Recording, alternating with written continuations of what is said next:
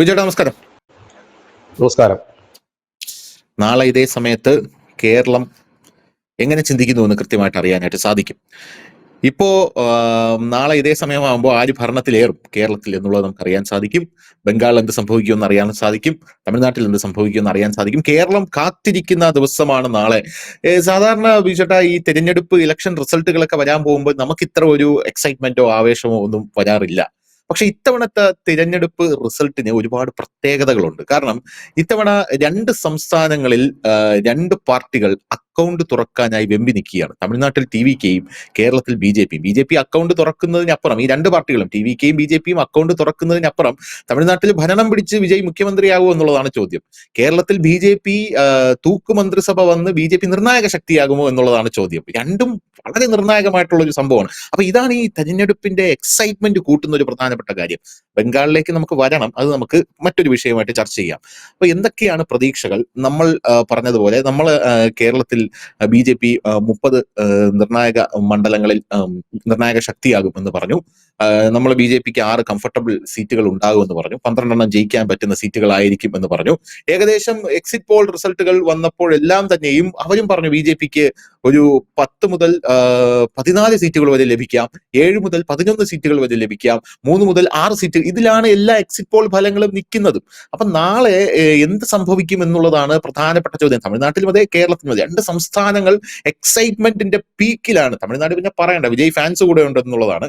കേരളത്തിലേക്ക് വരുമ്പോൾ എക്സൈറ്റ്മെന്റിന്റെ പീക്കിലാണ് കാര്യങ്ങൾ നിൽക്കുന്നത് എന്നുള്ളതാണ് നമുക്ക് മനസ്സിലാക്കാൻ സാധിക്കുന്ന ഒരു വിഷയം എന്ന് പറയുന്നത്. എന്തൊക്കെയാണ് അവസാന നിമിഷത്തെ പ്രതീക്ഷകൾ? ധനുഷ്, വിട്ടുപോയ ഒരു പാർട്ടി കൂടെ ഉണ്ട് അക്കൗണ്ട് തുറക്കാനായിട്ട്. കാരണം CPM ബംഗാളിൽ ഇത്തവണ അക്കൗണ്ട് തുറക്കുമോ എന്നുള്ള കാര്യത്തിൽ ഒരു വലിയ അവർക്ക് ആകാംക്ഷയുണ്ട്. അവർ പറയുന്നത് 3 സീറ്റ് വരെ കിട്ടുമെന്നൊക്കെയാണ്. കഴിഞ്ഞ തെരഞ്ഞെടുപ്പിൽ വട്ടപ്പൂജ വരുന്ന മുമ്പും വട്ടപ്പൂജ്യം തന്നെയായിരുന്നു. അവർ അക്കൗണ്ട് തുറക്കാൻ പറ്റുമോ ഇല്ലെന്ന് അവർ ശ്രമിക്കുന്നു. അപ്പൊ ഈ നാളെ നടക്കുന്ന 5 സംസ്ഥാനങ്ങളിലെ തെരഞ്ഞെടുപ്പിൽ 3 പ്രധാനപ്പെട്ട പാർട്ടികളാണ് അക്കൗണ്ട് തുറക്കാൻ വെമ്പി നിൽക്കുന്നത്. അത് കേരളത്തിൽ BJP ആണ്, തമിഴ്നാട്ടിൽ TVK ആണ്, ബംഗാളിലേക്ക് CPM ആയിട്ട്. ഈ കേരളത്തിലേക്ക് വരുമ്പോൾ ഈ തെരഞ്ഞെടുപ്പിൽ CPM ആണ് പരാജയപ്പെടുന്നതെങ്കിൽ അവർക്ക് തിരിച്ചുവരവ് ഒരു വലിയ പ്രയാസകരമായിരിക്കും. കാരണം ഇനി ഉള്ള ഇപ്പോഴത്തെ ഒരു കേരളത്തിന്റെ ഒരു രീതി അനുസരിച്ച്, അല്ലെങ്കിൽ ട്രെൻഡ് അനുസരിച്ച്, ഈ ഒരു വലിയ പോളറൈസേഷൻ സാധ്യതയുണ്ട്. UDF അധികാരത്തിൽ വന്നു കഴിഞ്ഞാൽ ഇപ്പോൾ തന്നെ അതിന്റെ ഒരു ലാഞ്ചനകളൊക്കെ നമുക്ക് കാണാൻ കഴിയും. അവിടെ ഈ മതേതരത്വം ഇനി വലിയ രീതിയിൽ വൺ സൈഡ് മതേതരത്വം വലിയ രീതിയിൽ കേരളത്തിൽ ചെലവാകുമെന്ന് എനിക്ക് തോന്നുന്നില്ല. അങ്ങനെ വരുമ്പോഴേക്കും CPM-നെ സംബന്ധിച്ച് അവരുടെപ്പെട്ട vote bank Hindu vote bank തന്നെയാണ്. അപ്പൊ ആ ഹിന്ദു വോട്ട് ബാങ്കിനെ തൃപ്തിപ്പെടുത്തിക്കൊണ്ട് മതേതരത്വം കൊണ്ട് അവർക്ക് എത്രത്തോട്ട് പോകാൻ കഴിയും എന്നുള്ളത് വലിയ സംശയമാണ്. അതുകൊണ്ട് തന്നെ അവരുടെ ഒരു ഇതിലേക്ക്, അവരുടെ തട്ടകങ്ങളിലേക്ക് BJP നുഴഞ്ഞു കയറാനുള്ള സാധ്യതകൾ വളരെ കൂടുതലാണ്. നുഴഞ്ഞു കയറുക എന്നുള്ള കടന്നു കയറാനുള്ള സാധ്യതകൾ വളരെ കൂടുതലുമാണ്.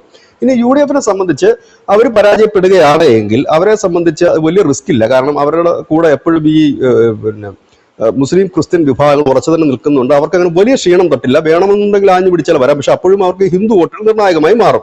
മധ്യ കേരളത്തില് കേരള കോൺഗ്രസ് പരാജയമാണ് നേരിടുന്നതെങ്കിൽ, പ്രത്യേകിച്ച് മാണി കോൺഗ്രസ് പരാജയം നേരിടുകയാണെങ്കിൽ അവർക്കും തിരിച്ചുവരവ് ഇനിയൊരു അസാധ്യമായി. കാരണം കേരള കോൺഗ്രസിന്റെ പ്രസക്തി ചോദ്യം ചെയ്യപ്പെടും. അതുപോലെ തന്നെ മറ്റ് ചില ചെറു പാർട്ടികളുമൊക്കെ വലിയ രീതിയിൽ തന്നെ ചോദ്യങ്ങൾ ഉയർത്താനുള്ള സാധ്യതകളുണ്ട്. കാരണം അവരൊക്കെ പരാജയപ്പെടുകയാണെങ്കിൽ ചെറു പാർട്ടികളുടെ ഒരു കാലം, ഇതോടുകൂടി ഈ തെരഞ്ഞെടുപ്പിൽ അവർ പരാജയപ്പെടുകയാണെങ്കിൽ ചെറു പാർട്ടികളുടെ കാലം കഴിയുകയാണ്. അതുപോലെ തന്നെ ഈ തെരഞ്ഞെടുപ്പിന്റെ ഏറ്റവും വലിയ പ്രത്യേകത വെച്ചാൽ NSS-നും SNDP-ക്കും ഒരു റോളും ഇല്ലാത്തൊരു തെരഞ്ഞെടുപ്പാണ്. കാരണം ഈ രണ്ട് ടീമുകളും, ശ്രീമാൻ വെള്ളാപ്പള്ളി നടേശനായാലും ശ്രീമാൻ സുകുമാരൻ നായരായാലും, ഒരു പ്രസ്താവന പോലും നടത്താതെ തല പോലും വെളിയിൽ കാണിക്കാതെ നടന്നൊരു തെരഞ്ഞെടുപ്പാണ് എന്നുള്ളതും ഇതിനകത്ത് വളരെ ശ്രദ്ധേയമായ ഒരു തെരഞ്ഞെടുപ്പാണ്.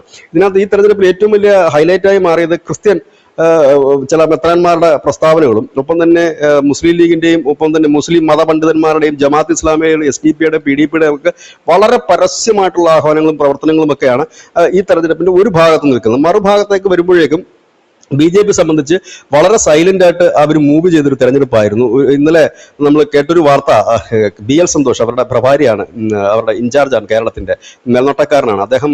തിരുവനന്തപുരത്തും വിനോദ് ദാവഡേജി ഉണ്ടായിരുന്നു. അപ്പൊ ഇവർ രണ്ടുപേരും തിരുവനന്തപുരത്തും തൃശ്ശൂരുമായിട്ട് 2 മീറ്റിങ്ങുകൾ വിളിച്ചു കൂട്ടിയായിരുന്നു, ഈ മണ്ഡലം കമ്മിറ്റിയുടെ. അപ്പൊ അവിടെ വെച്ച് അവർ ചോദിച്ചത്, ഈ തെരഞ്ഞെടുപ്പിൽ സീറ്റ് പ്രതീക്ഷിച്ചിരുന്ന ആളുകൾ ഉണ്ടെങ്കിൽ ഒന്ന് കൈവക്കണം, ഇല്ലെങ്കിൽ ഒന്ന് എഴുന്നേറ്റ് നിൽക്കണം എന്ന് ചോദിച്ചു. അപ്പോൾ ഏതാണ്ട് 30ഓളം പേര് കേരളത്തിൽ എഴുന്നേറ്റ് നിന്നു. അതിൽ MD രമേശ് ഉണ്ട്, ഒരുപാട് സിന്ധുമോളൊക്കെ ഉണ്ട്, ഒരുപാട് പേര് ഈ സീറ്റ് ആഗ്രഹിച്ചിരുന്നവരുണ്ട്. അപ്പൊ ചോദിച്ചു, നിങ്ങളുടെ വിഷമം മാറാൻ എത്ര ദിവസം എടുത്തു എന്നാണ് അടുത്ത ചോദ്യം പുള്ളി ചോദിച്ചത്. അപ്പൊ അവര് പറഞ്ഞത്, ചിലർ പറഞ്ഞു ഞങ്ങൾക്ക് 2-3 ദിവസം എടുത്തു, ചില ആളുകൾ പറഞ്ഞു ഞങ്ങൾക്ക് ഇതൊരു ശീലമായി എന്നൊക്കെ പലരും പറഞ്ഞു. പക്ഷെ അദ്ദേഹം പറഞ്ഞത്, നിങ്ങളെ ഞാൻ അഭിനന്ദിക്കുന്നു, കാരണം സീറ്റ് ലഭിച്ചില്ല എങ്കിൽ പോലും നിങ്ങൾ ആരും ഒരു മോശം കമന്റുകൾ ഇടുകയോ ഫേസ്ബുക്ക് പോസ്റ്റ് ഇടുകയോ ഒന്നും ചെയ്യാതെ പാർട്ടിക്ക് വേണ്ടി പ്രവർത്തിച്ചു, നിങ്ങൾ അഭിനന്ദിക്കുന്നു. കാരണം നിങ്ങൾക്ക് അതിനൊരു പരിഗണന തരും എന്നുള്ളത്. അതുകൊണ്ട് എനിക്ക് തോന്നുന്നത് കേരളത്തിൽ ഈ സമീപകാലത്തൊന്നും ഒരു പൊട്ടിത്തെറി പോലും ഇല്ലാതെ സീറ്റ് വിഭജനം പൂർത്തിയാക്കി എന്നുള്ളത് ഒരു വലിയ ഘടകമാണ്. പക്ഷെ കുറെ അമർഷം ഈ അണികൾക്കിടയിൽ നിലനിൽക്കുന്നുണ്ട് നിലവിൽ.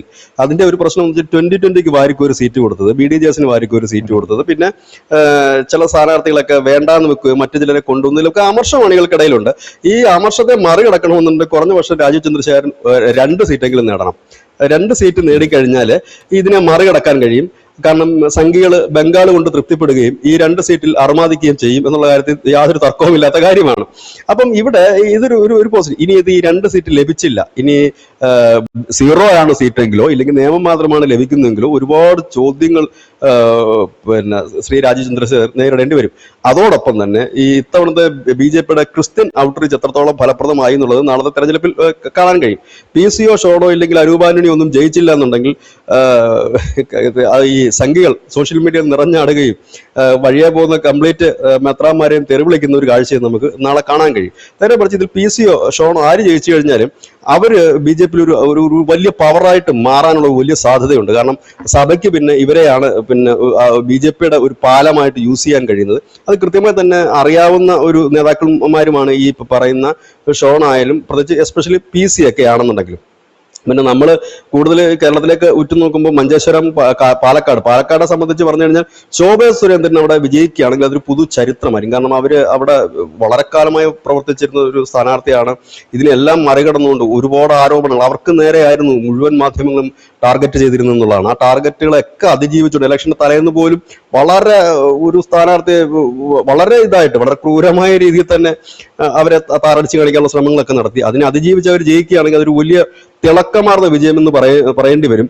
സുരേന്ദ്രനെ സംബന്ധിച്ചാണെങ്കിൽ കാലാകാലങ്ങളായി നിൽക്കുന്ന ഒരു മണ്ഡലമാണ് മഞ്ചേശ്വരം. അവിടെ ജയിക്കുകയാണെങ്കിൽ അദ്ദേഹത്തിന് വളരെ ഹാപ്പി ആയിരിക്കും. തൃശ്ശൂരേക്ക് വരികയാണെങ്കിൽ ശ്രീമതി പത്മജ വേണുഗോപാൽ, അവരെ സംബന്ധിച്ചൊരു വലിയ മധുരപ്രതികാരമായിരിക്കും. ഇത്രയും നാൾ കോൺഗ്രസ് നിന്നിട്ട് ഒന്നും ആകാതെ പോയി, കഴിഞ്ഞ തവണ നിസാര വോട്ടിന് അവർ പരാജയപ്പെട്ടു. അവരെ സംബന്ധിച്ച് വലിയ സന്തോഷം പകരുന്ന ഒരു കാര്യമായിരിക്കും അത് നടക്കുന്നത്. ചാത്തന്നൂർ സംബന്ധിച്ചാണെങ്കിൽ കൊല്ലത്ത് ഒരു അത്ഭുതം തന്നെയായിരിക്കും അവിടെ ഉണ്ടാകാൻ സാധ്യത, അതിന് ഒരു മധുരം കിട്ടുന്നത്. അതുപോലെ തന്നെ കഴക്കൂട്ടത്ത് ശ്രീമാൻ വി മുരളീധരൻ ജയിക്കുകയാണെങ്കിൽ അതിന് വലിയ തിളക്കം തന്നെയുണ്ട്. കാരണം അവിടെ കടകംപള്ളി സുരേന്ദ്രൻ എന്ന് പറയുന്ന ഒരു വലിയ മഹാമേരുവിനെയാണ് അദ്ദേഹം തോൽപ്പിക്കുന്നത്. കാരണം വലിയ മിഷണറി വർക്ക് CPM-ന്റെ ഉണ്ട്. അതിനെയൊക്കെ അതിജീവിച്ച് മുരളീധരൻ ജയിക്കുകയാണെങ്കിൽ അത് തിളക്കമാർന്ന ഒരു വിജയം തന്നെയായിരിക്കും. ഇതിനിടയിൽ തിരുവല്ലയോ ആറന്മുളയോ മറ്റു മണ്ഡലങ്ങളോ ഒക്കെ ജയിക്കണം. പ്രത്യേകിച്ച് കുന്നത്ത് നാടൊക്കെ ജയിക്കുകയാണെങ്കിൽ സാബു ജേക്കബിനെ സംബന്ധിച്ച് 2020 സംബന്ധിച്ച് വലിയ അഭിമാനകരമായ നേട്ടം തന്നെ അത് ഉണ്ടാക്കി എടുക്കുമെന്നുള്ള കാര്യത്തിൽ യാതൊരു തർക്കവുമില്ല. കാരണം NDA ഘടകകക്ഷികളെ സംബന്ധിച്ച് അവർ നേടുന്ന മുന്നേറ്റം ഇല്ലെങ്കിൽ അവരുടെ സീറ്റ് വളരെ നിർണായകമാകും. അതായത് 2020 ഈ തെരഞ്ഞെടുപ്പിൽ ഒന്നിലധികമോ സീറ്റ് നേടിയാൽ സ്വാഭാവികമായി തന്നെ നിലവിലുള്ള BDJS അവരുടെ ആ ഒരു പാർട്ട്ണർഷിപ്പിൽ ഇല്ലെങ്കിൽ അവരുടെ ഗ്രൂപ്പിൽ നിന്ന് മൂന്നാമത് പോവുകയും രണ്ടാമത് 2020 കടന്നു വരികയും ചെയ്യും. അങ്ങനെയെങ്കിൽ ഒരു ക്രിസ്ത്യൻ ഔട്ട്റീച്ചിലേക്കുള്ള പുതിയ പാലമായിരിക്കും അത് തുറക്കുക. ഇതെല്ലാം കൊണ്ടാണ് BJP പൊളിറ്റിക്സ് നിൽക്കുന്നത്. മറ്റേ UDF LDF നമ്മൾ കഴിഞ്ഞ 10-60 കൊല്ലമായിട്ട് കാണുന്ന പൊളിറ്റിക്സ് തന്നെയാണ്. അതിനപ്പുറത്തേക്ക് പ്രത്യേകിച്ച് പൊളിറ്റിക്സ് ഒന്നുമില്ല, മുഖം പോലും മാറുന്നില്ല എന്നുള്ളത് തന്നെയാണ്. ഏതായാലും കോൺഗ്രസ് ജയിക്കുന്നതോടുകൂടി തന്നെ കോൺഗ്രസിന് അത്ര സുഖകരമായ ഒരു 5 വർഷമായിരിക്കുമോ എന്നറിയില്ല. കാരണം പ്രത്യേകിച്ച് CPM തോറ്റു കഴിഞ്ഞാൽ അവർ അടങ്ങിയിരിക്കുന്ന ഒരു രീതിയിൽ അവരുടെ ഒരു ഭയങ്കര ആക്റ്റീവായിട്ടൊരു പ്രതിപക്ഷമാണ് എല്ലാ കാലത്തും CPM കാഴ്ചവെച്ചിട്ടുള്ളത്. അത് എങ്ങനെയാണ് മുമ്പോട്ട് പോകുന്നത് എന്നൊക്കെയുള്ള വരും ദിവസങ്ങളിൽ നമുക്ക് കാണാൻ കഴിയും. ഏതായാലും കോൺഗ്രസിനെ സംബന്ധിച്ച് അവരുടെ സഖ്യകക്ഷി കക്ഷികളെ സംബന്ധിച്ചുമൊക്കെ കഴിഞ്ഞ 10 വർഷക്കാലം ഷെഡിലിരുന്ന ഒരുപാട് കാര്യങ്ങളും ആവലാതികളും ആവശ്യങ്ങളും ഒക്കെ ഉണ്ട്. അത് ഈ 5 വർഷം കൊണ്ട് നടപ്പാക്കി എടുക്കാനുള്ള അവർ കാണിക്കുന്ന ഒരു തത്രപ്പാടുണ്ടാവും. അത് എത്രത്തോളമൊക്കെ കേരളത്തിൽ വരും എന്നുള്ളതാണ്. കാരണം വളരെ നിർണായകമായ ഒരു തെരഞ്ഞെടുപ്പാണ് കേരളത്തിലെ സംബന്ധിച്ച്.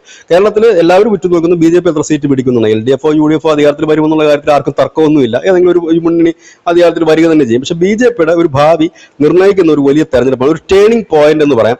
മുൻകാലങ്ങളിലൊക്കെ BJPയുടെ പ്രവർത്തകർ അണികൾ എപ്പോഴും ആഗ്രഹിച്ചിരുന്നു ഒരു സീറ്റെങ്കിലും കിട്ടുമോ, അക്കൗണ്ട് തുറക്കുമോ എന്നാണെങ്കിൽ ഇപ്പോഴവർ ഒരു സീറ്റ് കൊണ്ട് തൃപ്തിപ്പെടാൻ തയ്യാറല്ല എന്നുള്ളതാണ് മറ്റൊരു കാര്യം. അത് തന്നെയാണ് പ്രതിഫലിക്കുന്നതും. അതിന് മുകളിൽ പോകുമെന്ന് തന്നെയാണ് നമ്മൾ ഇപ്പോഴും വിശ്വസിക്കുന്നത്. ഈ അവസാന നിമിഷത്തിലും നമ്മൾ വിശ്വസിക്കുന്നത്. കാരണം നമ്മുടെ പ്രവചനങ്ങളൊക്കെ മാർച്ച് 17 മുതൽ ഏപ്രിൽ 29 വരെ വളരെ വിശദമായിട്ട് ഏതൊക്കെ മണ്ഡലങ്ങൾ ജയിക്കാൻ സാധ്യതയുണ്ട്, ഏതൊക്കെ മണ്ഡലങ്ങൾ ജയിക്കുമെന്ന് കൃത്യമായി പറഞ്ഞൊരു ചാനലാണ് നമ്മൾ, മാധ്യമപ്രവർത്തകരാണ് നമ്മൾ. ഏതായാലും നമുക്ക് വലിയ ആശങ്കകളൊന്നും തന്നെ അതിൽ നിലനിൽക്കുന്നില്ല. ഏതായാലും ഇനിയിപ്പോൾ ഈ അവസാന നിമിഷത്തിൽ കൂടുതൽ ചിന്താകുഴപ്പം പ്രേക്ഷകരിലേക്ക് ഉണ്ടാക്കുന്നില്ല. ഇനി വളരെ കുറച്ച് മണിക്കൂറുകളല്ലേ, ഒന്ന് ഉണ്ടിറങ്ങി എഴുന്നേൽക്കുമ്പോഴേക്കും നമുക്ക് ഫലം തെളിഞ്ഞു തുടങ്ങും. ഏതായാലും 9:30 മുതൽ ന്യൂസ് ഇന്ത്യ മലയാളം പ്രിയപ്പെട്ട പ്രേക്ഷകർക്ക് മുമ്പിൽ ഏതാണ്ട് ഒരു 2 മണി വരെ എങ്കിലും ഞങ്ങൾ ലൈവായിട്ട് ഉണ്ടാകും. ബംഗാള്, ആസാം, പുതുച്ചേരി, തമിഴ്നാട്, കേരളം എല്ലാം വിശദമായിട്ട് തന്നെ പ്രേക്ഷകരിൽ അപ്പോൾ വിവരങ്ങൾ റിപ്പോർട്ട് ചെയ്യപ്പെടുന്നതായിരിക്കും. വിശകലനങ്ങളും എല്ലാം അതിലുണ്ടാകും. ഒപ്പം തന്നെ ഞങ്ങളുടെ ലൈവ് തുടർന്നും വൈകുന്നേരങ്ങളിലുമൊക്കെ ഉണ്ടാകും എന്നുകൂടി അറിയിച്ചുകൊള്ളുന്നു.